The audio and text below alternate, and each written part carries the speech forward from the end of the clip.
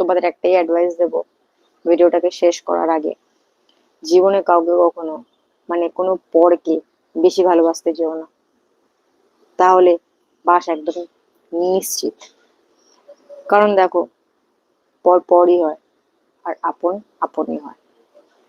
পর সবসময় তোমাকে বুঝিয়ে দেবে তার বিহেভিয়ারে, আর সে যতই বলুক সে খুব ভালোবাসে, মানে আমি এমন একটা ব্যক্তিকে, মানে তার আমি নাম নিতে চাই না, তার সত্যি কথা বলতে গেলে নাম নিতে আমার একদম ভালো লাগে না, তবু এমন একটা ব্যক্তি আছে যে সারাক্ষণ আগে মানে বেশি দিদি দিদি দিদি দিদি করতো।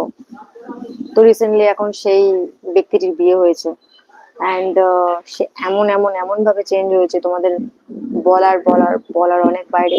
আমি জানি না আর কার কার সাথে এরকম ঘটনা ঘটেছে, যদিও না ঘটে থাকে, যাতে না ঘটে ভবিষ্যতে, তার মানে জলজন্ত এক্সপিরিয়েন্স আমি আর আমার পার্টনার দুজনেই।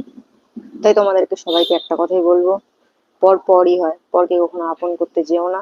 পরকে আপন করবে তো কষ্ট বেশি তোমারই হবে। তো মুভ অন করে নিয়েছি, মুভ অন করাটাই উচিত। সবাই মুভ অন করতে পারলে আমরা কেন মুভ অন করবো না? আর কিছু কিছু ব্যক্তি আছে দেখবে, যারা তোমাদের প্রায়োরিটি লিস্টে রাখে, তুমি তাদেরকে পাত্তা দাও না। আর যাদের প্রায়োরিটি লিস্টে তুমি নেই, তাদেরকে তুমি বেশি পাত্তা দিয়ে ফেলো, যেমন আমি আর আমার পার্টনার। তো বুঝতে শিখেছি আস্তে আস্তে কে আপন কে পর। তো সবার সাথে এমন ভাবে মেশো যাতে পরবর্তীকালে সেই সমস্যাতে কথা না বললে তোমার খারাপ না লাগে, বুঝতে পারলে? আর দেখিয়ে দেবে তুমি কারোর থেকে কম নও, বুঝতে পারলে?